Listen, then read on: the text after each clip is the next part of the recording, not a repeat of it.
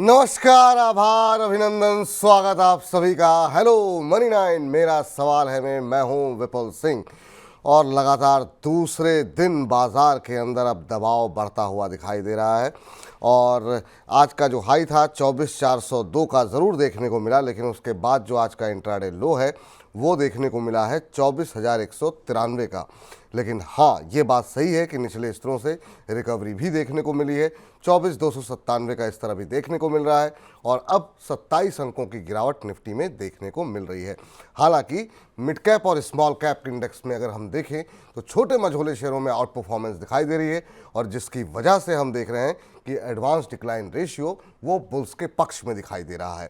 1591 share ऐसे हैं NSE पर जो कि बढ़त के साथ काम कर रहे हैं। 939 शेयरों में गिरावट देखने को मिल रही है। लेकिन बड़ा सवाल वही कि क्या बाजार में बजट के पहले और बड़ी गिरावट आएगी? क्या ये गिरावट गहरा सकती है? इन्हीं तमाम पहलुओं पर बातचीत करेंगे। आपके प्रश्नों के उत्तर तो हम हमेशा की तरह देंगे ही देंगे, और साथ ही साथ बजिंग स्टॉक्स में बात करेंगे, खबरों वाले शेयरों की। आज बहुत अच्छी अच्छी खबरें हैं, तो बजिंग स्टॉक्स को मिस मत कीजिएगा। और आखिरी में हमारा चुन चुन के सेगमेंट तो होगा ही। वो क्या IPO है, आज थोड़ा ड्रॉप करते हैं ताकि आपके ज़्यादा से ज़्यादा सवालों को हम तरजीह दे सकें, इस कार्यक्रम में जगह दे सकें। लेकिन सबसे पहले आज के खास मेहमान से रूबरू कराते हैं। अंशुल जैन जी हमारे साथ मौजूद हैं बाजार विशेषज्ञ के तौर पे। अंशुल जी, बहुत बहुत स्वागत, बहुत बहुत आभार, अभिनंदन आपका आज के इस कार्यक्रम का हिस्सा बनने के लिए। सबसे पहले बाजार पे ही आपकी टिप्पणी जानना चाहेंगे। बाजार ना तो पूरी तरह गिर रहा है और ना ही हम देख रहे हैं कि अब थोड़ा सा ठहरता हुआ दिखाई दे रहा है। बजट के पहले क्या कुछ आशंकाएं, चिंताएं आपको दिखाई दे रही हैं, और तकनीकी चार्ट पे ये बाजार कैसा दिख रहा है आपको? नमस्कार विपुल जी। नमस्कार आपके सभी दर्शकों को। धन्यवाद बुलाने के लिए।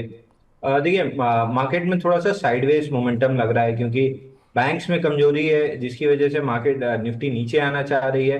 लेकिन आईटी और रिलायंस दो ऐसे काउंटर हैं जो मार्केट को नीचे नहीं आने दे रहे हैं। आज भी सेकंड हाफ में आते आते रिलायंस में तेजी आने लगी तो वहां पे भी निफ्टी को सहारा मिलना स्टार्ट हुआ। तो बेसिकली प्रीवियस मंथ हाई जो था 24,170 के आसपास, इसने कल भी सपोर्ट प्रोवाइड किया था और इसने आज भी सपोर्ट प्रोवाइड किया और प्रोबेबली ये सपोर्ट आगे भी बना रहेगा। तो यहाँ से हम एक्सपेक्ट कर रहे हैं कि 24,200 से 24,140 के बीच में कहीं भी मार्केट मिलता है तो फ्रेश बाइंग करना चाहिए। ऊपर में 24,300 24,500 तक के टारगेट मिलेंगे। और बजट के पहले बहुत हद तक अपनी प्रॉफिट बुकिंग कर लेना चाहिए। एटलीस्ट 50% कैश पे आ जाना चाहिए क्योंकि बजट में अगर जिस हिसाब से एक्सपेक्टेशन बिल्ट है कि मिडिल क्लास सेगमेंट के लिए बहुत कुछ मिलेगा, अगर मिडिल क्लास के लिए उससे आधी भी एक्सपेक्टेशंस पूरी नहीं होती हैं तो मान के चलिए कि बाजार में तगड़ा सेल ऑफ देखने के लिए मिल सकता है। तो यहाँ से बजट तक का व्यू लूंगा। 24,140 24,200 की रेंज में बाइंग करना है। 24,400 24,500 की रेंज आती है तो वहां पे प्रॉफिट बुकिंग कर लेना है। और बजट के 1 से 2 दिन पहले अगर 50% कैश पे आ जाते हैं तो प्रोबेबली बजट के बाद अच्छी बाइंग ऑन डिप की अपॉर्चुनिटी मिल सकती है। चलिए, तो यहाँ पर सलाह ये आपके लिए है कि जो दायरा बताया गया उसका ख्याल रखिए, और अगर बाजार में इस समय कैश पे रहेंगे तो ज़्यादा अच्छी बात है। 50% के आसपास कैश जो है अपने पास रखिए, मुनाफा बुक करते रहिए, क्योंकि बहुत सारे शेयर ऐसे हैं जो डबल ट्रिपल और 4 गुने तक हो चुके हैं। तो मुनाफा बुक करते रहिए समय समय पर, ताकि जब बाजार में गिरावट हो तो आपके पास खरीदारी के लिए पैसे मौजूद रहें। चलिए, बहुत सारे दर्शकों के सवाल सर आपके लिए आ चुके हैं कार्यक्रम शुरू होने से पहले ही, और राजू मैती जी के प्रश्न के साथ शुरुआत करते हैं। कह रहे हैं, नमस्कार सर, मेरे पास NHPC के 470 शेयर हैं और 104 रुपये की इन्होंने खरीदारी की हुई है, लेकिन कह रहे हैं कि मेरा नज़रिया शॉर्ट टर्म के लिए है, आगे क्या यहाँ पर करना चाहिए? NHPC सर बहुत लंबे समय से के कंसोलिडेशन के बाद अब थोड़ी सी मजबूती दिखाता हुआ दिखाई दे रहा है, और 110 के ऊपर अब ट्रेड करता हुआ 111 का लेवल आज देखने को मिल रहा है, 2-2.25% ऊपर। इस रैली में कहाँ पर प्रॉफिट बुक करना चाहिए, खासतौर से जो लोग लंबी अवधि के लिए हैं, और इनके जैसे दर्शक जो राजू जी हैं जिनका नज़रिया शॉर्ट टर्म का है, उनके लिए क्या सलाह देंगे आप? देखिए, एनएचपीसी में 106 दिन से पूरा बेस बना है और प्रीएम्प्टिव ब्रेकआउट आ रहा है। कल के सेशन में आया है, आज के सेशन में फॉलो थ्रू मूव मिल रहा है। तो मैं एक्सपेक्ट कर रहा हूँ कि यहाँ से अपसाइड ट्रैक्शन मिलना चाहिए स्टॉक को। 140 145 तक ऊपर में आ सकता है। अगर आपके पास है तो होल्ड करना चाहिए, नहीं है तो प्रीएम्प्टिव करंट मार्केट प्राइस से बाई कर सकते हैं। स्टॉप लॉस 100 रुपए के नीचे क्लोजिंग बेसिस पे लगा लीजिए। 100 रुपए के नीचे क्लोज होता है तो स्टॉप लॉस ट्रिगर हो जाएगा। और अगर स्टॉप लॉस ट्रिगर नहीं होता है, जिसकी पॉसिबिलिटी बहुत कम है, तो अपसाइड में 145 इमीडिएटली मिल सकता है। 145 पे प्रॉफिट बुकिंग करने की जगह वहां पे एक बार रिव्यू करा लीजिए। अगर रिन्यूड स्ट्रेंथ मिलती है तो स्टॉक और ऊपर जाएगा, और अगर वहां पे रिजेक्शन या सेलिंग प्रेशर आता है तो फिर प्रॉफिट प्रॉफिट बुकिंग की सलाह रहेगी। तो 145 का टारगेट है, बट वहां पे रिव्यू कराना चाहिए कि प्रॉफिट बुक करके एग्जिट करना है या फर्दर इसको होल्ड करना है। चलिए, तो ये मानना है अंशुल जी का, जिनके पास है वो बने रहें, जिनके पास जो खरीदारी कर रहे हैं 100 रुपये के नीचे का एक स्टॉप लॉस लगा करके। काफ़ी ऊपर के टारगेट यहाँ पर अंशुल जी की तरफ से दिए गए हैं, 145 रुपये तक के लक्ष्य। और हाँ, 145 पे बेचने से पहले एक बार मनी 9 पे संपर्क जरूर कर लीजिएगा कि अभी क्या करना चाहिए, तो वहाँ पर दोबारा समीक्षा इसकी की जाएगी कि क्या ऊपर के और टारगेट यहाँ पर निकल करके आ सकते हैं। स्नेहा साहू जी का सवाल ले लेते हैं। स्नेहा जी कह रही हैं, विपुल जी प्लीज़ आज तो मेरा सवाल ले लीजिए। बिल्कुल स्नेहा जी, आपका सवाल ले लिया गया है।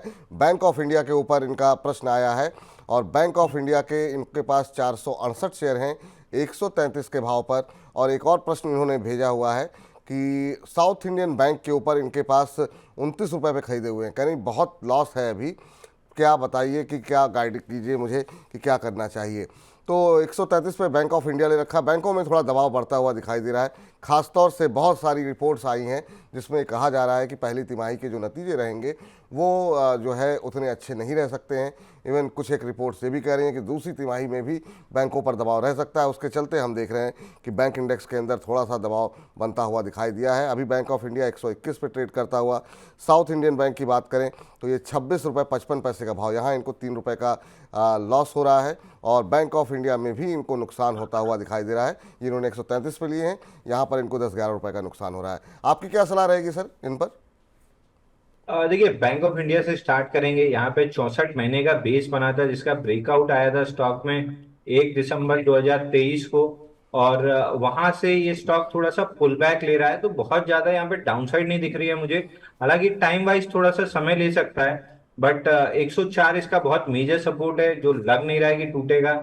ऊपर में 190 191 रुपए तक ये स्टॉक आ सकता है, अगर ये यहाँ से 1 साल तक का समय देते हैं तो मैं कहूंगा आपको होल्ड करना चाहिए। अच्छा स्टॉक लिया है, थोड़ा सा पुल बैक में फंसा हुआ है, एक आध महीना और समय लग सकता है कंसोलिडेशन में, बट इवेंचुअली ये रिवर्सल लेगा। और प्रीवियस जो स्विंग हाई है, टू बी प्रिसाइज 197.45 का है, यहाँ तक ये स्टॉक ऊपर आता हुआ दिखेगा। साउथ इंडियन बैंक में भी सिमिलर स्ट्रक्चर है। साउथ इंडियन बैंक मुझे ज्यादा अच्छा लग रहा है, ये बिल्कुल ब्रेकआउट के पास है। इसमें 75 मंथ्स का बेस बना था, यहाँ से ब्रेकआउट आया था, और ब्रेकआउट के बाद 5 महीने टाइट क्लोजिंग रही है। लास्ट मंथ में हैमर था जो 4 महीने के लोस के नीचे जाके फेल्ड लो बनाया है। वीक लॉन्ग्स कंप्लीटली शेकआउट है। केवल और केवल अब स्टॉक को फ्रेश अपमूव की जरूरत है, जो 28 रुपए 50 पैसे के ऊपर बनेगी। जैसे ही 28 रुपए 50 पैसे निकलता है, स्टॉक में 34 रुपए का पहला टारगेट रहेगा, और इवेंचुअल टारगेट इसमें 49 रुपीज का बनेगा। तो दोनों टारगेट्स के लिए इनको होल्ड करना चाहिए। जिनके पास नहीं है वो 28 रुपए 50 पैसे के ऊपर फ्रेश बाइंग भी कर सकते हैं। चलिए, तो ये सलाह निकल करके आती हुई बैंक ऑफ इंडिया और साउथ इंडियन बैंक को लेकर के। और इस बीच जो है जैस्मिन जेनी जी हमारी एक दर्शक हैं जिन्होंने प्रश्न अपना भेजा है। कह रही हैं, नमस्कार विपुल सर। नमस्कार जैस्मिन जी, आपको भी। कह रही हैं, big fan of money 9, please Jupiter wagon का टारगेट बताइए। 1800 शेयर इन्होंने ले रखे हैं 710 रुपये के भाव पर।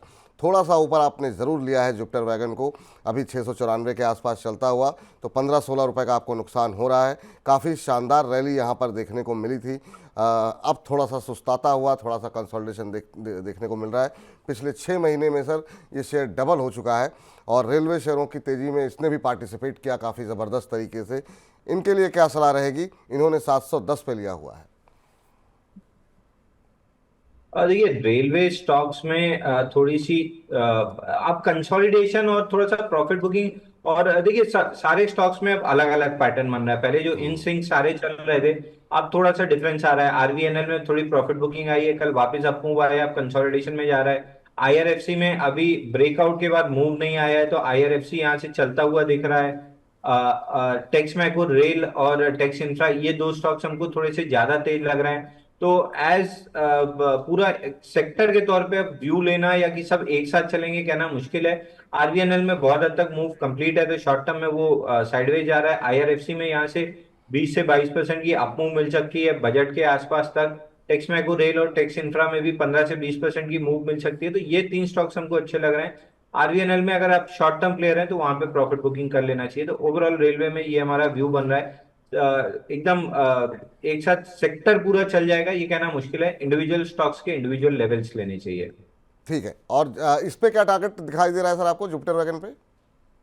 देखिए, वैगन कंपनीज में भी थोड़ी सी दिक्कत आ रही है। जुपिटर वैगन में ऑलमोस्ट वर्टिकल मूव रहा है, तो यहाँ से करेक्शन मेरे को स्टार्ट होते हुए दिख रहा है। 20 डे मूविंग एवरेज पे 3 बार ये आके सपोर्ट लिया है, प्रोबेबली फोर्थ टाइम है और ये फेल हो जाएगा। इसमें केवल एक स्टॉप लॉस लगा लीजिए 655 रुपए का। 655 के नीचे अगर क्लोज करता है तो फिर ये 450 का इमीडिएट सपोर्ट दिख रहा है। थोड़ा सा बड़ा डाउनसाइड दिख रहा है, हो सकता है इतना नीचे ना आए, 526 के आसपास आगे रुक सकता है। बट अगर 655 के नीचे क्लोज करता है तो क्लियरली एग्जिट करना है। तब तक के लिए स्टॉक होल्ड कर सकते हैं। अगर 20 डे मूविंग एवरेज सपोर्ट ले लेता है और बाउंस बैक करता है तो फिर ऊपर में समवेयर अराउंड 870 875 आ सकता है। तो 655 का strict closing basis stop loss जरूर इनको ले लेना चाहिए। 655 का एक सख्त स्टॉप लॉस लगाने की सलाह आप लोगों को दी जा रही है यहाँ पर। चलिए, कैलाश चंद्र गोयल जी हमारे साथ मौजूद हैं, हमारे अगले दर्शक फोन लाइन पे। कैलाश जी नमस्कार। सर सर सर विपुल जी को नमस्कार बहुत बहुत। नमस्कार सर। कैलाश जी कैसे हैं, कहाँ से बोल रहे सर हैं मैं आप? आपका प्रोग्राम डेली देखता हूँ। थैंक मैंने यू सर। अभी 3 महीने से ये चालू करा है और जी। 3 महीने से मैं आपका डेली प्रोग्राम देखता हूँ। मुझे बहुत अच्छा लगता है आपका थैंक प्रोग्राम। यू सर, बहुत बहुत अच्छा लगा सर आपसे बात करके कैलाश जी। और आप ऐसे ही नियमित हमारे दर्शक बने रहिए। कैसे लग रहे हैं मनी नाइन के कार्यक्रम सर आपको? सर बहुत अच्छा लग रहा है सर। मैं डेली आपका प्रोग्राम देखता हूँ। रोज शाम को जब मैं घूमने पार्क में जाता हूँ तब भी देखता हूँ, जी। और जब बीच में मुझे टाइम मिलता है तब भी मैं जरूर देखता हूँ। थैंक यू सर, बहुत बहुत शुक्रिया, बहुत बहुत धन्यवाद आपका। आज क्या सवाल है और सर सर आपका? आपके आप जो बतलाते हैं ना, मैं उस पर पूरा गौर भी करता हूँ। अरे सर बहुत अच्छी बात है। पोर्टफोलियो आपका ठीक है, चमक रहा है कि नहीं चमक रहा है, ये बताइए पहले आप। सर चमक रहा है मेरा। चलिए, बहुत अच्छी बात है। क्या सवाल है आज का? सर सर मेरा अडानी ग्रीन पे सवाल है। जी। अदानी ग्रीन कितने शेयर ले रखे हैं? सर मैंने 30 शेयर ले रखे हैं, जी। जो एवरेज करके मेरा 1823 रुपए में है। वैसे मैंने 1895 का भी लिया था, जी। लेकिन अब मुझे 1823 रुपए का अच्छा है। अच्छा, सर मुझे 1823। 1.5-2 महीने हो गए सर। मैं क्या करूं, इसको बेचूं, होल्ड करूं, क्या करूं? चलिए, थोड़ा सा यहाँ पर अभी दबाव देखने को मिल रहा है। 1823 की आपकी खरीद है और ठीक ठाक नुकसान हो रहा है। 1748 के आसपास अब आ गया है। एक महीने में करीब 6% का नेगेटिव रिटर्न यहाँ पर आया है। पिछले 6 महीनों से शेयर में कोई खास चाल देखने को नहीं मिली है, करीब 1-2% का ही रिटर्न देखने को मिला है। सर नुकसान में है। 1823 पे इन्होंने खरीदा हुआ है, थोड़ा ऊपर की खरीद भी है। थका रहा है इनको ये शेयर। इनके लिए क्या सलाह रहेगी आपकी? देखिए विपुल जी, एकदम एग्जिट की सलाह रहेगी, तुरंत एग्जिट कर देना चाहिए। अदानी के सारे स्टॉक्स अपने ऑल टाइम हाई हिंडनबर्ग वाला जो हुआ था उसके आसपास के जो स्ट्रॉन्गर स्टॉक्स थे वो हाईस तोड़ के कितना ऊपर निकल चुके हैं, और ये उस हाई से अभी भी 42-43% नीचे ट्रेड कर रहा है। क्लियरली अंडर परफॉर्मिंग स्टॉक है, मार्केट को भी अंडर परफॉर्म कर रहा है, अपनी ग्रुप कंपनीज को भी अंडर परफॉर्म कर रहा है। तो एकदम क्लियरली इस स्टॉक से इमीडिएटली एग्जिट कर लेना चाहिए। बेटर नेम्स अवेलेबल है मार्केट में ट्रेड करने के लिए, वहां पे अगर आप कैपिटल डालेंगे तो कैपिटल एप्रिसिएशन के चांसेस ज्यादा रहेंगे। यहाँ से इमीडिएटली एग्जिट कर लेना चाहिए, अंडर परफॉर्मिंग स्टॉक है। अंडर परफॉर्मिंग स्टॉक है सर, कोई बात नहीं, कई बार गलती हो जाती है। निकल जाइए, जितना नुकसान हो रहा है एक बार के लिए बुक कर लीजिए, और इसकी भरपाई जो है अभी हमारा खास सेगमेंट होगा चुन चुन के, वहाँ कर सकते हैं, या पावर सेक्टर में ही आपको रहना है। दूसरे विकल्प हैं जो काफ़ी अच्छा प्रदर्शन कर रहे हैं। अभी थोड़ी देर पहले एनएचपीसी पे बात हुई, वहाँ पर भी सर की तरफ से जो टारगेट दिए गए हैं उसका ध्यान आप रख सकते हैं। तो यहाँ से आप निकल जाइए, वरना आपका नुकसान ये बढ़ता हुआ दिखाई दे सकता है। चलिए अगले दर्शक से बातचीत कर लेते हैं और आकाश तूर जी का एक सवाल ले देते हैं।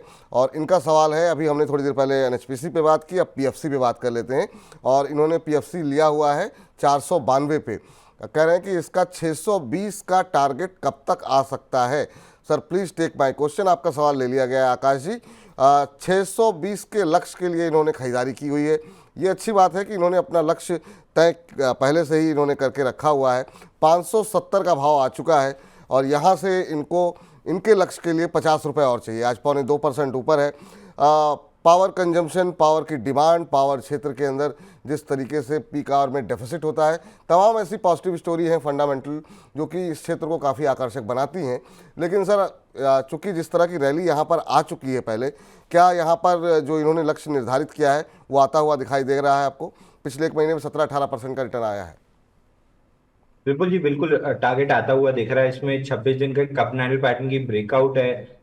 जो एग्जिट पोल वाले दिन का हाई था उसको कल स्टॉक ने क्रॉस किया और आज सस्टेन कर रहा है। तो पॉजिटिवनेस है, आउट परफॉर्म करना स्टार्ट किया है, जस्ट कल से ब्रेकआउट आया है और आज फॉलो थ्रू मूव मिल रहा है। हाई लाइकली है कि ये जो टारगेट लगाए हैं उससे भी ऊपर स्टॉक जा सकता है, क्योंकि पूरे ब्रेकआउट का टारगेट 645 रुपीज आ रहा है, तो जो इनके टारगेट से ऊपर है। अब इनको केवल एक काम करना है कि इनको स्टॉप लॉस लगाना है। जो स्टॉप लॉस लेवल फिलहाल के लिए बन रहा है वो 530 रुपए का क्लोजिंग बेसिस पे बन रहा है। 530 रुपए के नीचे क्लोज करता है तो फिर स्टॉक का पैटर्न फेल हो जाएगा और ये नीचे की तरफ चलेगा।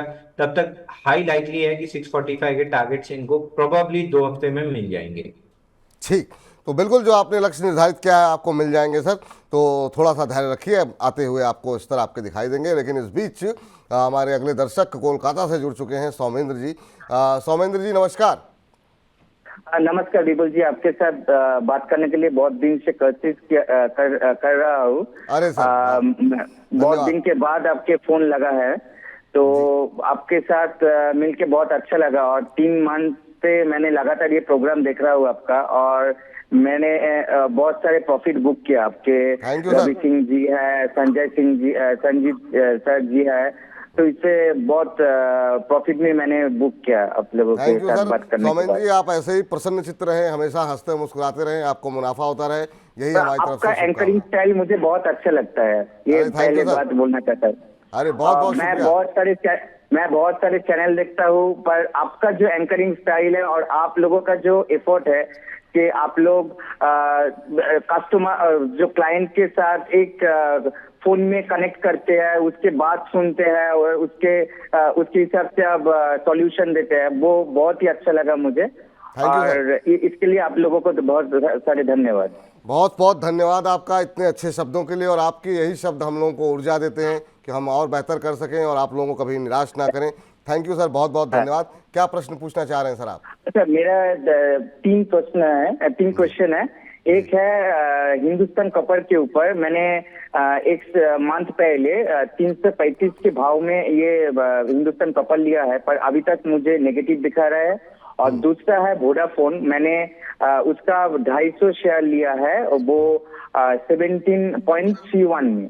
ठीक है जी, ठीक है। ये आपका और जी। और एक शेयर है विपुल जी, वो है जीटीएल इंफ्रा। मैंने देख के खरीद लिया, पेनी स्टॉक है उसके लिए, पर मैं अभी लॉस में हूँ और बेच भी नहीं पा रहा हूँ जीटीएल इंफ्रा में। किस रेट पे लिया आपने?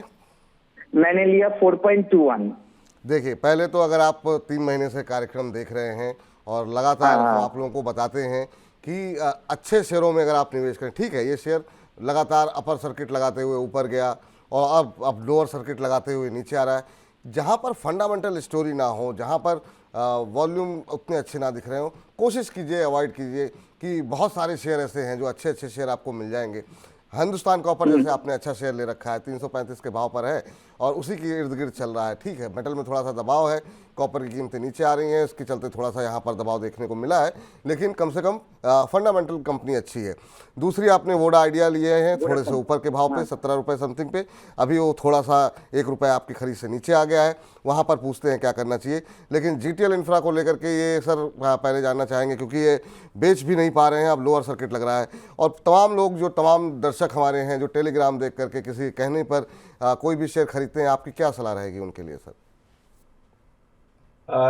देखिए विपुल जी, जो सलाह मैं दूंगा, आई एम श्योर यही सलाह आप भी अपने दर्शकों को देते होंगे कि पेनी स्टॉक से दूर रहिए। अच्छे बेस वाले, अच्छे फंडामेंटल वाले स्टॉक्स खरीदिए, स्मॉल कैप में खरीदिए, वहां 20-30% की मूव आराम से मिलती है।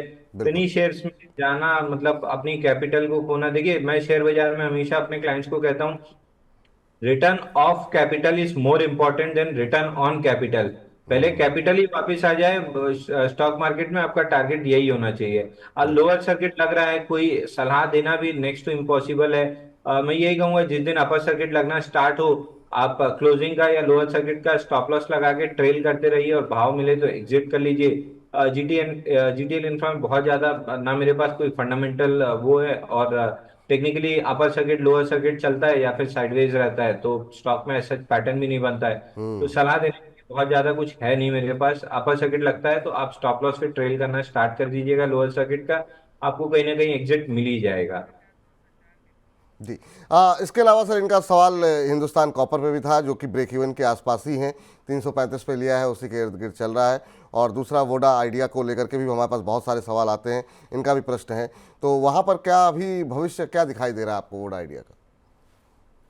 देखिए, हिंदुस्तान कॉपर से स्टार्ट करूंगा। यहाँ पे अच्छा बेस बना हुआ है, फोर्थ मंथ ऑफ कंसोलिडेशन है, वीकली चार्ट पे एक्सट्रीमली टाइट हो चुका है, 4 हफ्ते की इनसाइड बार हो गई है, करंट वीक में ब्रेकआउट देने की कोशिश कर रहा है, तो इस स्टॉक में तेजी डेवलप होती हुई दिख रही है। आप यहाँ से अगर आपके पास है तो इस स्टॉक को रखिए, इसमें मोमेंटम डेवलप होना स्टार्ट होगा।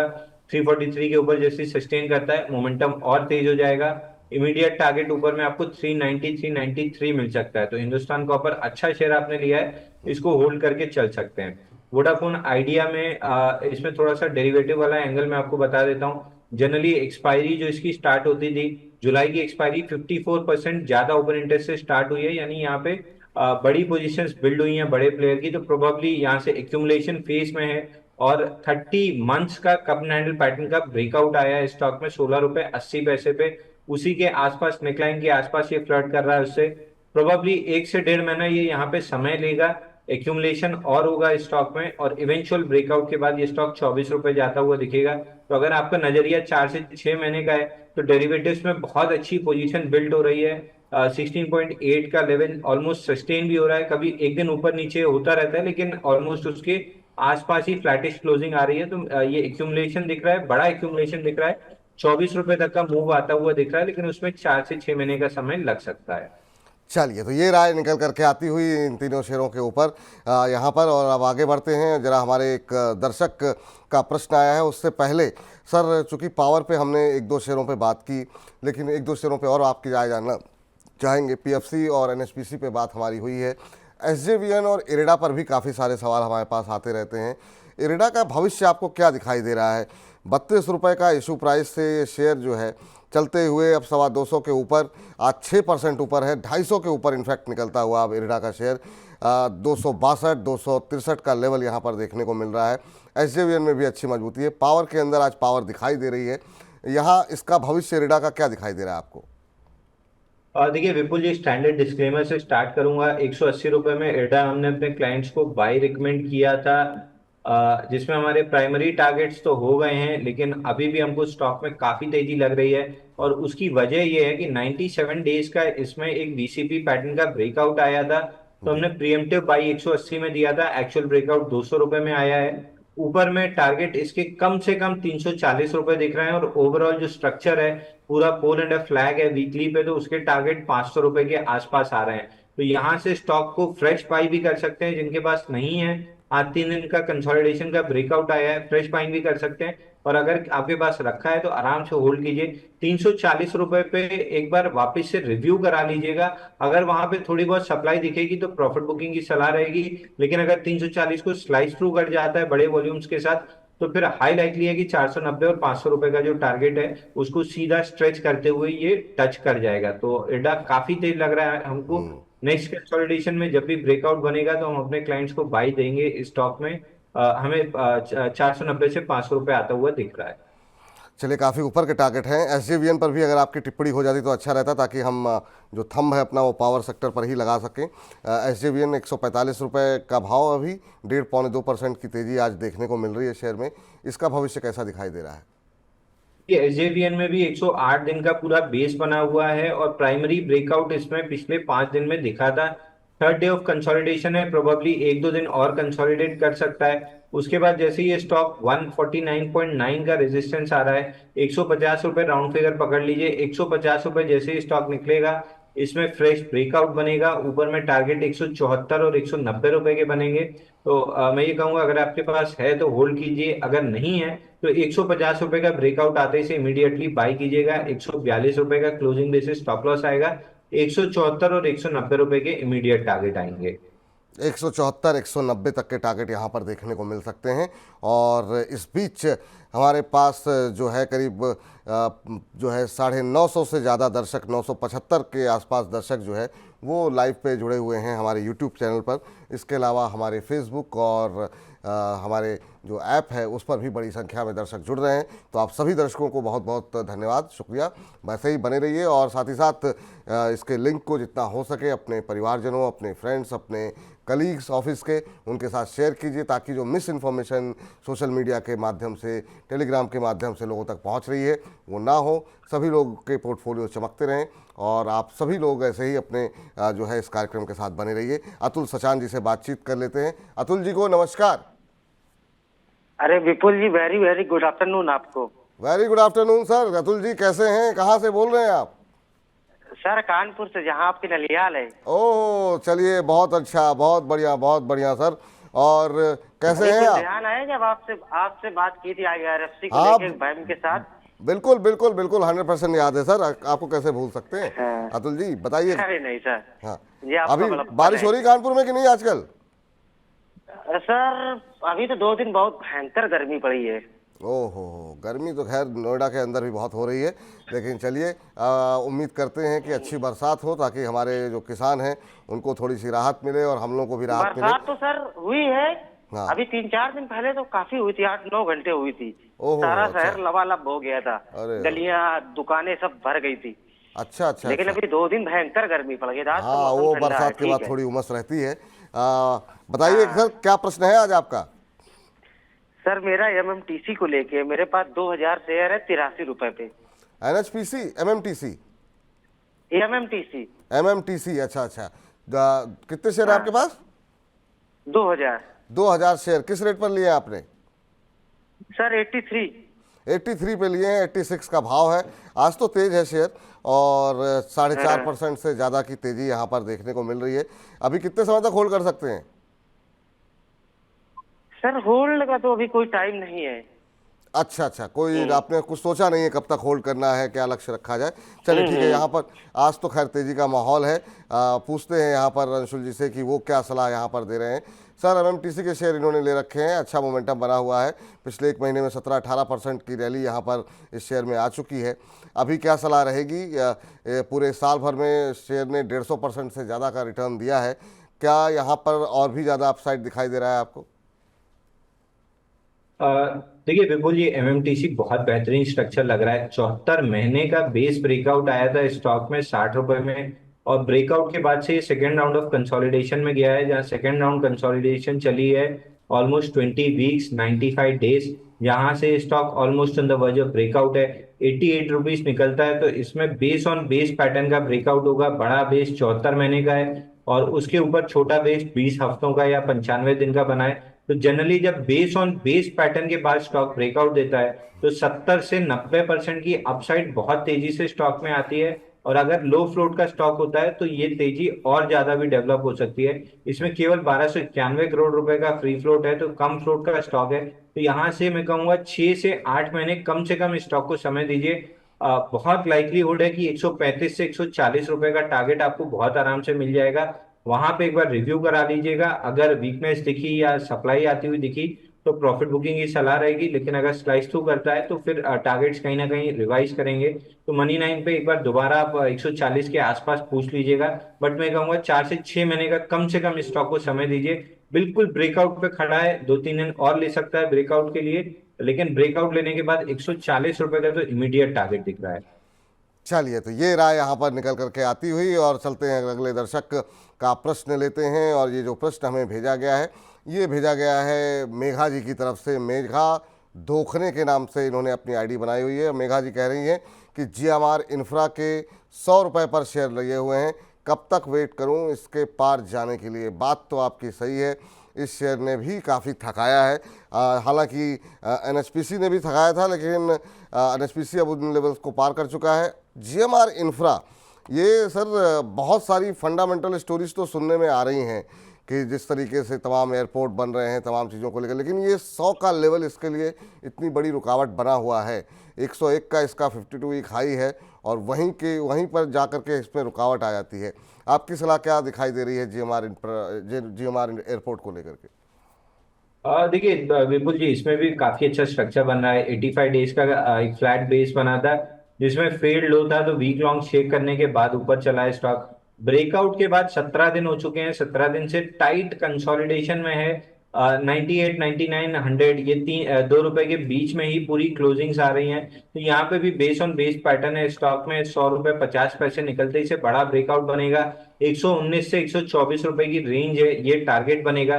मैं कहूंगा इतने दिन आपने अगर पेशेंसली वेट किया है तो almost on the verge of breakout है, ज्यादा से ज्यादा 5-7 दिन और लेना चाहिए। उस बीच में इसका ब्रेकआउट बन जाएगा, 119 124 रुपए का टारगेट रहेगा। बेस ऑन बेस पैटर्न है, मैं ये कहूंगा आप होल्ड कीजिए। और जिनके पास नहीं है उनके लिए मेरी सलाह है कि 100 रुपए 50 पैसे स्टॉक निकलता है तो तुरंत बाई कर लीजिए। आपका स्टॉप लॉस ब्रेकआउट के बाद जो बनेगा वो बनेगा 93 रुपीज का क्लोजिंग बेसिस पे, और अपसाइड 119 से 124 की बेयर मिनिमम बनेगी। चलिए, तो ये राय निकल करके आती हुई इस बीच अनिष्का नायर जी का आप सवाल ले लेते हैं। और एक और पावर कंपनी आ गई है और इन्होंने जेपी पावर लिए हुए हैं, कह रही है 6 महीने से फंसी हुई हूँ, अभी क्या करना चाहिए, लॉस बुक कर लूँ या अभी होल्ड करूँ। मैम, पावर क्षेत्र में इतनी अच्छी रैली देखने को मिली, इतने अच्छे अच्छे शेयर यहाँ पर मौजूद हैं और सबने काफ़ी अच्छे रिटर्न भी दिए। जेपी पावर लेने का क्या लॉजिक था मुझे समझ में नहीं आया, लेकिन ठीक है आपने लिया हुआ है, इसका उत्तर जो है हम बिल्कुल अपने एक्सपर्ट से दिलवाते हैं। सर, अभी क्या सलाह रहेगी जेपी पावर को लेकर के? क्या इन्हें होल्ड करना चाहिए? 18 रुपये 75 पैसे का भाव देखने को मिल रहा है और इन्होंने 21 रुपये 30 पैसे के भाव पर लिए हुए हैं। जब पावर शेयरों में रैली आ रही थी तब इसमें भी हमने देखा कि एक उछाल देखने को मिला था। आपकी सलाह क्या रहेगी?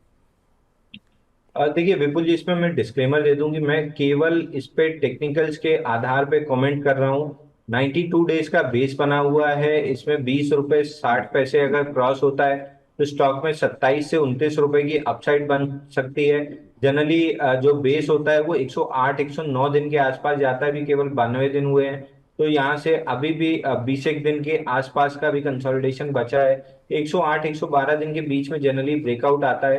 ब्रेकआउट अगर आता है 20 रुपए 50 पैसे के ऊपर तो 29 रुपए तक जा सकता है। बट ये केवल टेक्निकल्स के बेस पे कमेंट दे रहा हूँ, क्योंकि ये उस कैटेगरी का स्टॉक है जिस कैटेगरी के स्टॉक्स को मैं बिल्कुल अवॉइड की लिस्ट में डालता हूँ, मैं अपने क्लाइंट नहीं करता हूँ कितना भी अच्छा टेक्निकल ब्रेकआउट हो, क्योंकि एक दो खराब न्यूज आना स्टार्ट होगी तो पूरा पैटर्न जो स्ट्रक्चर है वो एक तरफ रह जाएगा और ये लोअर सर्किट मारना स्टार्ट कर देगा। तो मैं एडीएजी पैक हो गया, जेपी पावर, जेपी ग्रुप हो गया, मैं इन स्टॉक्स को कंप्लीटली अवॉइड करता हूँ, भले कितना अच्छा भी टेक्निकल स्ट्रक्चर हो। बट फिलहाल के लिए लग रहा है कि 20-50 अगर निकलता है तो ब्रेकआउट आएगा और 29 रुपीज तक जा सकता है। तो अगर आप फंडामेंटल्स को इग्नोर करते हुए केवल टेक्निकल्स देख के ट्रेड करते हैं तो बिल्कुल आप होल्ड कर सकते हैं, 20-50 के ऊपर ऐड कर सकते हैं, 29 का टारगेट मिल जाएगा। चलिए, तो ये सलाह निकल करके आती हुई, देखिए कोशिश ये कीजिए कि अच्छे शेयरों में निवेश करें। हो सकता है कई बार रिटर्न उतने अच्छे ना मिले, लेकिन अगर आप बने रहेंगे तो आपको नुकसान ऐसा नहीं होगा। यहाँ पर ये सलाह है कि बने रह सकते हैं आप और अनिष्का जी, और जब आपको मौका मिले तो आप अपने हिसाब से निर्णय ले लीजिए। जो टारगेट बताए गए हैं अंशुल जी की तरफ से उसके इर्द गिर्द आता है तो वहाँ निकल लीजिए, या फिर आप यहाँ से स्विच भी जब आप ब्रेक इवन से ऊपर निकल जाएं तो कर सकती हैं। चलिए आगे बढ़ते हैं और राजेश जी से बातचीत कर लेते हैं, हमारे साथ पश्चिम बंगाल से जुड़े हुए हैं। राजेश जी को नमस्कार। नमस्ते विपुल सर, बहुत नमस्ते दिनों के राजेश बाद जी। आपको नंबर लगा है यहाँ पर। ओह, सब भालो राजेश बाबू, कैसे हैं? हाँ बहुत अच्छा। आपके वहाँ कैसे हो सब? हम बहुत अच्छे हैं सर, और आप जैसे दर्शकों का प्यार रहता है तो और भी ज़्यादा अच्छे हो जाते हैं। आप बताइए क्या करते हैं कोलकाता में? एक महीने से आप लोगों का शो देख रहा हूँ, बहुत अच्छा लग रहा है। Thank you sir. और पहले तो सीएनबीसी आवाज देखते थे, मगर आप लोग को चैनल से जो मिलता है वो कहीं और नहीं मिलता है सर। अरे सर, थैंक आपसे यू बात राजेश जी। करने का बहुत बहुत आनंद हो रहा है आपका। तो सर मेरा ऐसे ही- एक ही सवाल है एक्साइज इंडस्ट्री के लिए। जी एक सर ने रिकमेंड किया था तो मैंने वो थोड़ा वेट किया तो काल बहुत नीचे आया है, इसीलिए मैंने 550 तक उसको खरीदा है। अच्छा अच्छा, तो अभी इसका क्या करूं, होल्ड कर सकता हूँ कोई 4-5 550 महीने? पे लिया आपने ना? हाँ हाँ 550 पे आपने लिया हुआ है, 563 का भाव है, 13 रुपए का यहाँ पर अप मूव आ चुका है। देखिए फंडामेंटली बात सही है कि इस क्षेत्र को लेकर के बहुत सारे जो विश्लेषक हैं वो उत्साहित हैं, और ख़ास तौर से अब जो कि ईवी पर जोर बढ़ रहा है तो निश्चित रूप से बैटरी की आवश्यकताएं वो काफ़ी बढ़ती हुई डिमांड जो है देखने को मिल सकती है।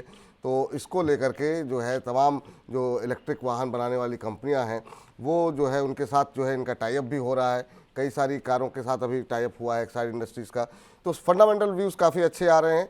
चार्ट्स पे क्या कह रहे हैं और बाकी क्या व्यू यहाँ पर हमारे एक्सपर्ट का है वो भी आपको बता देते हैं। वैसे आपका कितने समय का नज़रिया है? तकरीबन 5-6 महीना। 5-6 महीना, चलिए ठीक है। तो अभी 13 रुपये मिल रहे हैं। अंशुल सर, आपकी राय क्या होगी एक्साइड इंडस्ट्रीज़ को लेकर के? क्या यहाँ पर अभी बने रहना चाहिए, और बने रहते हैं तो यहाँ पर लक्ष्य आप क्या देख रहे हैं? विपुल जी, एक साइड में स्टैंडर्ड डिस्क्लेमर के साथ स्टार्ट करूंगा। मल्टीपल मीडिया प्लेटफॉर्म्स और अपने क्लाइंट्स को हमने 509 रुपए पे ये स्टॉक रिकमेंड किया हुआ है। हमारे दो टारगेट्स थे 540 और 560 के, दोनों अचीव हुए हैं, लेकिन उसके बाद भी अभी स्टॉक में किसी तरह की मंदी नहीं दिख रही है। ये 20 डे मूविंग एवरेज को सपोर्ट करके चल रहा है। डेली चार्ट पे 12-13 दिन की एकदम टाइट रेंज कंसोलिडेशन हो चुकी है। ऊपर में एक रेजिस्टेंस बन रहा है 588 के अराउंड। 588 के अराउंड जो रेजिस्टेंस है वो पार करने के बाद स्टॉक में 640 650 तक की अपसाइड बन सकती है। बट ये जो कंसोलिडेशन है ये प्रोबेबली अभी 8-10 दिन और चल सकती है। मेच्योर्ड नहीं लग रही है अभी, ऐसा लग रहा है हाफ वे ही कंसोलिडेशन कंप्लीट हुआ है, क्योंकि पीछे रनअप शार्प था तो वो एब्जॉर्ब अभी हुआ नहीं है। 10-15 दिन और यहाँ पे कंसोलिडेशन रह सकती है, बट इवेंचुअली 585 590 का लेवल जैसे ही स्टॉक निकालेगा 640 650 रुपए तक जा सकता है। और जैसे ही इसमें ब्रेकआउट आएगा हम वापस से अपने क्लाइंट्स को लॉन्ग रेकमेंड करेंगे, क्योंकि जनरली फ्लैट बेस के ब्रेकआउट बहुत जल्दी अपने टारगेट से अचीव करते हैं। और ब्रेकआउट का सक्सेस रेशियो भी काफी हाई होता है फ्लैट बेस का, और इस स्टॉक में फ्लैट बेस ही बन रहा है। चलिए, तो ये राय निकल करके आती हुई, और इसी के साथ करीब करीब 1100 दर्शक जो है हमारे साथ अब यूट्यूब पर जुड़ गए हैं। इसके अलावा फेसबुक और मनी9 के ऐप पर भी बड़ी संख्या में दर्शक जुड़ रहे हैं। तो आप सभी का बहुत बहुत धन्यवाद। ऐसे ही कार्यक्रम को आगे बढ़ाते रहिए, मनी9 के परिवार को और ज़्यादा वृहद और ज़्यादा विस्तार देते रहिए। तो आप सभी दर्शकों का बहुत बहुत शुक्रिया। इस बीच एक सवाल ले लेते हैं। अरुण मांझी जी ने सवाल भेजा है, कह रहे हैं कि इरडा 300 शेयर लिए हुए हैं 32 रुपये के भाव पर, IRFC ले रखे हैं 98 रुपये के भाव पर, कह रहे हैं कि 2 साल का टारगेट क्या हो सकता है। सर, आपको सवाल पूछने की आवश्यकता क्यों है? अब 32 रुपये का इरडा लेकर के आप सवाल पूछ रहे हैं, जब वो 269 पे आ गया है, अब 8.9% ऊपर है। तो आपको तो दूसरों को सलाह देनी चाहिए। IRFC इरडा पे चूँकि बात हो चुकी है, IRFC पे आपको राय बिल्कुल दिला देते हैं। आपने जो है लिए हुए हैं 205 का भाव अभी देखने को मिल रहा है, और जो आपकी खरीद का भाव आपने हमको मेंशन किया वो 98 रुपये के आसपास है, 98-99 के आसपास। सर, IRFC में पैसे डबल हो गए, इरडा में तो पता नहीं कितने गुना हो गए। अभी क्या करना चाहिए सर इनको? क्या इनके सवाल का उत्तर दिया जाए या रहने दिया जाए? देखिए, बिल्कुल देना चाहिए विपुल जी। अभी इरडा हमने अभी थोड़ी देर पहले डिस्कस किया था कि कंसोलिडेशन से ब्रेकआउट आया है। 97 डेज का VCP पैटर्न बना है, कपल पैटर्न, जहाँ से ब्रेकआउट आया है। स्टॉक प्रोबेबली जिस हिसाब से चल रहा है, अगर शाम तक अपर सर्किट भी मार दे तो मैं बहुत ज्यादा सरप्राइज नहीं होऊंगा। मेरे को 340 पहला टारगेट और 490 से 500 दूसरा टारगेट लग रहा है पूरे पैटर्न के ब्रेकआउट का। तो इरडा में तो अपने क्लाइंट्स को फ्रेश बाई भी सजेस्ट कर रहा हूँ, आपके दर्शकों को भी फ्रेश बाई सजेस्ट करूंगा। दूसरा, IRFC में भी 112 दिन का फ्रेश बेस ब्रेकआउट आया है। 3 दिन हो गए कंसोलिडेट करते हुए, इसमें भी किसी दिन ब्रेकआउट एकदम मॉर्निंग में वॉल्यूम के साथ चलना स्टार्ट करेगा तो स्टॉक 250 240 से 250 इमीडिएट बेसिस पे जा सकता है। ओवरऑल 350 तक अपसाइड दिख रही है। तो बिल्कुल दोनों स्टॉक में इनके पास तो काफी नीचे के लेवल के हैं, तो इनको तो होल्ड करना ही चाहिए। फ्रेश बायर जिनको फ्रेश बाई करना है उनके लिए भी आइडियल स्पॉट है, फ्रेश बाइंग यहाँ पे की जा सकती है। बट अगेन, जितने भी रेलवे और PSU काउंटर्स हैं, बजट के 1 से 2 दिन पहले आप प्लीज प्रॉफिट बुकिंग कर लीजिए। एटलीस्ट 50% प्रॉफिट बुकिंग जरूर कर लीजिए, क्योंकि अगर एक्सपेक्टेशन का 10% भी कम रह जाता है तो इन स्टॉक्स में काफी तेज पिटाई होगी। जी, तो ये राय निकल करके आती हुई, चलिए राजेश जी फोन लाइन पर मौजूद हैं, उनसे बातचीत कर लेते हैं। राजेश जी को नमस्कार। विपुल सर नमस्कार। नमस्कार राजेश जी, कहाँ से बोल रहे हैं? हैदराबाद से बोल रहे हैं आप? या हैदराबाद से बोल रहा हूँ। अच्छा, क्या करते हैं सर हैदराबाद में? मैं IT में हूँ एक्चुअली। IT में है, चलिए बहुत अच्छी बात है सर। हालांकि बीच में आपके क्षेत्र, आपके सेक्टर में थोड़ा सा दबाव देखने को मिला था, लेकिन अब धीरे धीरे स्थितियां सुधर रही हैं। हैदराबाद में मनी9 के कार्यक्रम पसंद किए जा रहे हैं सर? बहुत देखते हैं। मेरा थैंक यू सर, बहुत बहुत धन्यवाद आपका। और हो सके तो अपने बाकी दोस्तों और मित्रों को भी दिखाइएगा आप भी। और बताइए क्या सवाल है आपका? मेरा 2 सवाल है। एक हिंदुस्तान कंस्ट्रक्शन का है। 930 शेयर लिया हूँ मैं, 47.87 में लिया हूँ। सितंबर तक होल्ड कर सकता हूँ, इसका टारगेट मेरे को पता होना चाहिए। और हाई एनर्जी एक स्टॉक है। दूसरा कौन सा बताया आपने? High energy. हेलो, हाँ जी जी। कौन सी एचसीसी का एक है 930 शेयर से हाँ, वो तो 47.8। 47.87 पे आपने लिया हुआ है। दूसरा कोई हाँ। कंपनी आपने दूसरा है हाई एनर्जी। मुझे मुझे समझ में नहीं आ रहा सर। चलिए कोई बात नहीं, पहले हाई हिंदुस्तान, मैं हिंदुस्तान कंस्ट्रक्शन में जरा सुनिए, high energy HIGHENE, high energy. High energy, चलिए ठीक है। जी जी जी जी। HIGHENE for elephant, ENE। High energy battery या किस रेट में लिया है? 112 शेयर से 782 में लिया हूँ। 782 में। चलिए, यहाँ दोनों ही शेयरों में अच्छी बात यह है कि आप प्रॉफिट में है। 782 पे आपने लिया हुआ है, 826 का भाव है। मेरे को थोड़ा बता देंगे, सितंबर तक मेरा टारगेट है। सितंबर तक का, ठीक है सर। 47 रुपए के 47-48 के भाव पे हिंदुस्तान कंस्ट्रक्शन आपने लिया हुआ है और यहाँ पर 3-4 रुपए आपके बन भी रहे हैं। 52 रुपये 17 पैसे का भाव यहाँ पर देखने को मिल रहा है। इस शेयर में भी अच्छी रैली देखने को मिली। पिछले 1 महीने में करीब 11%, 6 महीने में 55% और पूरे साल की बात करें तो 165% का रिटर्न यहाँ आता हुआ दिखाई दिया है। सर, और कितना अपसाइड देख रहे हैं? सितंबर तक का व्यू है इनका। और हाई एनर्जी बैटरी के शेयर इन्होंने ले रखे हैं, वहाँ पर भी इनको 30-40 रुपये बन रहे हैं। आपकी इन दोनों शेयरों पे वो राय जानना चाहते हैं। देखिए विपुल जी, हाई एनर्जी में मैं क्लियरली एग्जिट की सलाह दूंगा। स्टॉक में बाइंग क्लाइमैक्स हो चुका है मई के महीने में। उसके बाद से करेक्शन स्टार्ट हुआ है और ये करेक्शन डीप इन हो सकता है। जैसे ही 790 760 की रेंज ये टूटेगी स्टॉक में, इसमें वर्टिकल डाउन मूव आ सकती है। 530 रुपए तक बाइंग क्लाइमैक्स हो चुका है, एग्जिट कर लेना चाहिए। जो प्रॉफिट बननी थी बन चुकी है, करंट मार्केट प्राइस से एग्जिट कर लेना चाहिए। एचसीसी में जरूर 82 डेज 87 डेज का एक वीसीबी पैटर्न ब्रेकआउट था। ब्रेकआउट के बाद से स्टॉक ने वापस से बेस ऑन बेस पैटर्न बनाया 21 दिन का। तो इस स्टॉक को यहाँ से अगर है तो होल्ड कीजिए, नहीं है तो फ्रेश बाइंग भी की जा सकती है। ऊपर में 65 का पहला टारगेट दिख रहा है, 65 निकलता है तो फिर 79 से 80 रुपीज तक ये स्टॉक जा सकता है। आई वुड सजेस्ट कि आप हाई एनर्जी में प्रॉफिट बुक करके उसका पैसा भी एचसीसी में डाल देंगे तो अगले 3 से 4 महीने में आपको काफी अच्छा कैपिटल एप्रिसिएशन मिल जाएगा। बट हाई एनर्जी से एग्जिट कर लेना चाहिए। ट्रेलिंग स्टॉप लॉस लेने का भी कोई मतलब नहीं है, वो ट्रिगर हो जाएगा। हाई एनर्जी क्लियरली एग्जिट है, एचसीसी ऐड कर सकते हैं। चलिए, एससीसी ऐड कर सकते हैं। हाई एनर्जी में तुरंत निकल जाइए, ज़्यादा बेहतर रहेगा। बल्कि जो मुनाफा मिल रहा है, कैश अपने बाकी पैसे अपने पास रखिए या फिर जो पैसे आपके हैं लागत है वो लगा दीजिए इधर और मुनाफे के साथ एंजॉय कीजिए। ये सलाह आपके लिए यहाँ पर निकल करके आती हुई। चलिए, अगले दर्शक जो हमारे हैं उनके पास चलते हैं, उनका प्रश्न लेते हैं। वेदांता के ऊपर बहुत सारे सवाल आ रहे हैं। सबिया सैयद जी कह रही हैं वेदांता का टारगेट स्टॉप लॉस बता दीजिए। अभिजीत तांबवेकर जी कह रहे हैं कि वेदांता 462 के भाव पर लिए हुए हैं, 2 महीने से लॉस में हो रहा है, 6 महीने होल्ड कर सकता हूं। और भी बहुत सारे लोगों के वेदांता के ऊपर लेकर के सवाल यहां पर बने हुए हैं। वेदांता में अभी भविष्य कैसा दिखाई दे रहा है सर? लंबे जो है थकाने के बाद इस शेयर में काफ़ी अच्छी रैली आई और दोबारा अब दबाव देखने को मिल रहा है। आज भी 2.25% नीचे 445 446 का भाव देखने को मिल रहा है। हाँ, हालांकि अगर पिछले 6 महीने की बात करें तो 62% का रिटर्न यहाँ पर देखने को मिला है, लेकिन पिछले कुछ दिनों से फिर से थोड़ा सा दबाव बनता हुआ दिखाई दे रहा है। आपकी सलाह क्या होगी वेदांता पे? देखिए विपुल जी, सीएनएक्स मेटल जो है मेरे को ये वीक लग रहा है। यहाँ से 8 से 10% की डाउन साइड मेरे को सीएनएक्स मेटल में दिख रही है। और अगर इंडेक्स 10% करेक्ट होता है तो स्टॉक्स में कम से कम 10% की मूव ऑन डाउन साइड तो आराम से मिल सकती है। तो मैं एग्जिट की सलाह दूंगा। इसमें 100 हफ्ते का बेस ब्रेकआउट था एट द रेट ऑफ 265 270। वहां से स्टॉक ने काफी अच्छा मूव देते हुए 494 का हाई बनाया। उसके बाद से कंसोलिडेशन में है और ये कंसोलिडेशन का ब्रेकडाउन आ रहा है। इस स्टॉक में इमीडिएट डाउनसाइड 367 तक की बन सकती है। आई वुड सजेस्ट कि करंट मार्केट प्राइस पे प्रॉफिट या लॉस जो भी हो रहा है बुक करके एक बार एग्जिट कर लीजिए। 360 370 की रेंज में आपको दोबारा पार्टिसिपेट करने का मौका मिलेगा। करंट मार्केट प्राइस से मेटल स्टॉक्स में एग्जिट की सलाह है। स्पेशली वेदांता में तो बिल्कुल एग्जिट कर लेना चाहिए क्योंकि इसमें ज्यादा बड़ा रन अप आया था तो इसमें करेक्शन भी थोड़ा सा ज्यादा आएगा। चलिए, तो यहाँ पर एग्जिट करने की सलाह यहाँ पर निकल करके आती हुई। सर, चूंकि पावर पैक पे हमने आज काफ़ी बात की है और इस पर ही हम थंब लगाएंगे अपना, तो एक शेयर जिस पर काफ़ी सारे सवाल आ रहे हैं वो है सुजलॉन। इस पर बातचीत नहीं हुई है।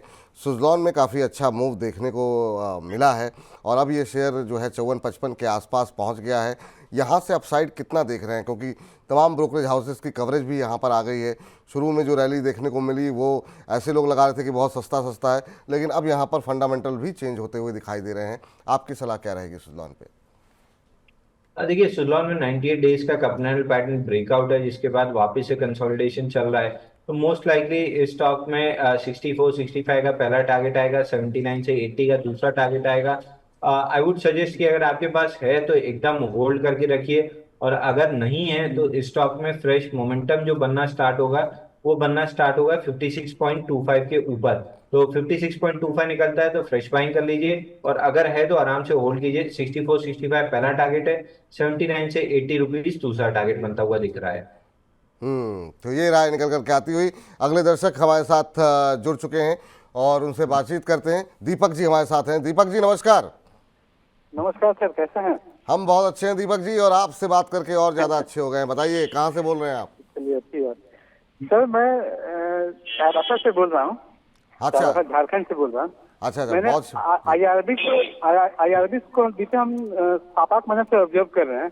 जी और इससे पहले हम फरवरी में IRB का 2500 शेयर लिए थे 70.79 के एवरेज पे। अच्छा जी जी और उसके बाद हम देखे लिए ना, उसके 2 दिन के बाद पूरा डाउन हो गया, इवन 48 पे चला गया था। जी फिर बड़ा अफसोस लगा मेरे को। फिर हम उसको समय दिए होल्ड करते जब 72 पे आया तो हम उसको बेच दिए। अच्छा और बेचने के बाद फिर वो 75 चला गया था अभी कुछ दिन पहले। जी अभी का स्थिति ऐसा है सर कि अभी उसका IRB को फिर से हम बाय किए हैं। हाँ और जो बाय किए हैं वो है 800 शेयर। 800 शेयर लिए हुए हैं। किस रेट पे? 800 से लिए थे 64.79 के ये में। अच्छा चलिए, कितने समय तक होल्ड कर सकते हैं इसे आप? हम तो चाह रहे हैं इसको लंबा लेके चले। चले तो चाह रहे हैं तो रख लीजिए। बाकी क्या राय निकल के आ रही है अंशुल जी से पूछ लेते हैं। 4 रुपये आपको यहाँ पर बन रहे हैं, और ये जो आपने 70 पे लिए फिर नीचे आ गया और फिर 72 पे निकल गए, इसका अफसोस मत कीजिए, क्योंकि कभी भी आप शेयर को ना तो बॉटम पे खरीद सकते हैं ना बिल्कुल पीक पर बेच सकते हैं। ये सबके साथ होता है। ये कोई मतलब कोई इसमें चिंता वाली बात नहीं है। लेकिन हाँ, यहाँ पे कहाँ एग्जिट करना चाहिए ये आपको अवश्य हम बताते हैं। सर क्या सलाह रहेगी आपकी IRB इंफ्रा को लेकर के? अभी 68-69 के आसपास चल रहा है, 3-4 रुपये इनके बन रहे हैं। रैली भी ठीक रही है, 6 महीने में करीब 50% के आसपास का रिटर्न यहाँ पर आता हुआ दिखाई दिया है। अब थोड़ा सा थकता दिखाई दे रहा है। आपकी सलाह क्या रहेगी? देखिए विपुल जी, मुझे लगता है मेरे को उनका दिल तोड़ना पड़ेगा। 110 दिन से कंसोलिडेशन चल रही है और डाउन बार्स में बड़े वॉल्यूम्स आ रहे हैं, अप बार में एकदम ड्राइड अप वॉल्यूम है। तो ये स्टॉक डिस्ट्रीब्यूशन में चल रहा है। एज इन व्हेन ये स्टॉक अपना सपोर्ट लेवल 64 तोड़ेगा, इसमें वर्टिकल डाउन मूव पहले 45 रुपीज तक आती हुई दिख रही है। डिस्ट्रीब्यूशन में है, कोई ना कोई बड़ा प्लेयर या बड़ा होल्डर जो भी स्टॉक का रहा है वो डिस्ट्रीब्यूट कर रहा है। डाउन डेज में बड़ी बड़ी कैंडल्स, वॉल्यूम कैंडल्स हैं, अप डेज पे बहुत छोटी छोटी ड्राइड अप कैंडल्स हैं। क्लियर कट डिस्ट्रीब्यूशन है। मैं कहूंगा कि आप स्टॉप लॉस या तो 64 का ले लीजिए अगर आप लेना चाहते हैं क्लोजिंग बेसिस पे, उसके नीचे एक्सट्रीमली वीक हो जाएगा। लेकिन मेरी सलाह ये है, आपकी जगह मैं होता तो मैं करंट मार्केट प्राइस पे स्टॉक को एग्जिट कर लेता। जो पैसा मिल रहा है उसको बुक करके IREDA या IRFC में मैं अपना पैसा शिफ्ट कर लेता। वहां पे जस्ट बेस से बाहर निकले स्टॉक तो वहां 20-30% की रैली मिलती हुई दिख रही है। वहां पे कैपिटल एप्रिसिएशन काफी अच्छा हो जाएगा। यहाँ पे 4 रुपए 64 रुपीज का ट्रेलिंग स्टॉप लॉस कटने के बाद एकदम तेजी से डाउनसाइड आएगी स्टॉक में। तो वो ट्रेलिंग स्टॉप लॉस का भी पैसा मैं क्यों दूं? करंट मार्केट प्राइस से अगर प्रॉफिट हो रहा है तो बुक करके कैपिटल को अच्छे स्टॉक में शिफ्ट करना चाहिए।